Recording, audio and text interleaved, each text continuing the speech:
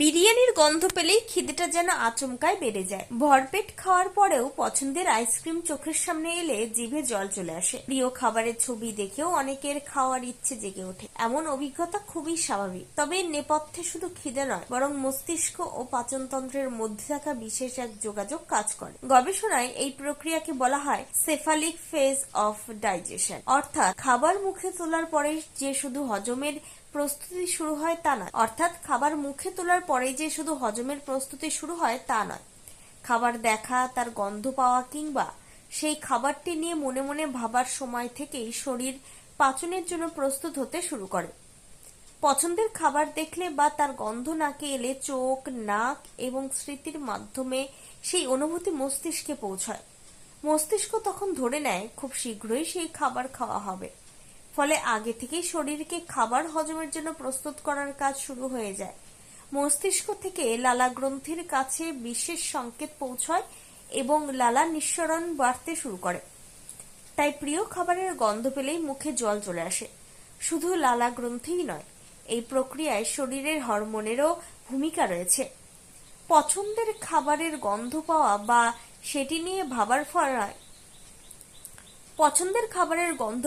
সেটি নিয়ে ভাবার সময় মস্তিষ্কের কিছু অংশ সক্রিয় হয়ে ওঠে।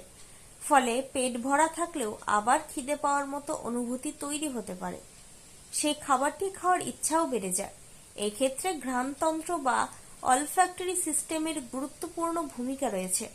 খাবারের পরিচিত কোনো গন্ধ নাকে পৌঁছলে মস্তিষ্কের হাইপোথ্যালামাস অংশ উদ্দীপিত হতে পারে। এই অংশ ক্ষুধা ও তৃষ্ণা নিয়ন্ত্রণের সঙ্গে যুক্ত। তাই বিরিয়ানির গন্ধ, সদ্য তৈরি মিষ্টির সুবাস কিংবা পছন্দের কোনো খাবারের পরিচিত ঘ্রাণ মুহূর্তের মধ্যেই খাওয়ার ইচ্ছে বাড়িয়ে দিতে পারে।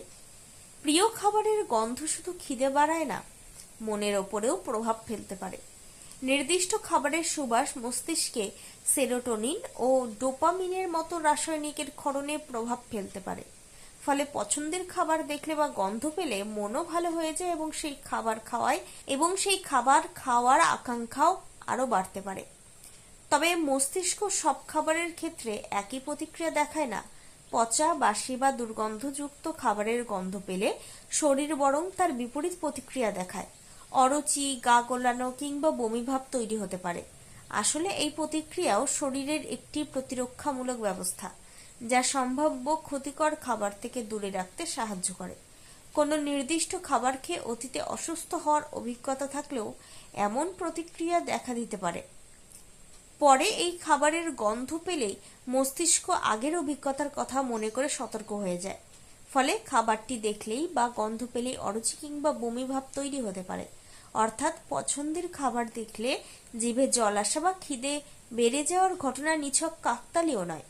খাবার দেখা, গন্ধ পাওয়া, স্মৃতি, মস্তিষ্কের সংকেত এবং পাচনতন্ত্র সব মিলিয়েই তৈরি হয় এই স্বাভাবিক শারীরবৃত্তীয় প্রতিক্রিয়া। তাই ভরপেট খাওয়ার পরেও প্রিয় খাবারের গন্ধে আবার খেতে ইচ্ছে হওয়া আসলে শরীর ও মস্তিষ্কের জটিল যোগাযোগেরই একটি ফল। Times 14 bureau, Kolkata.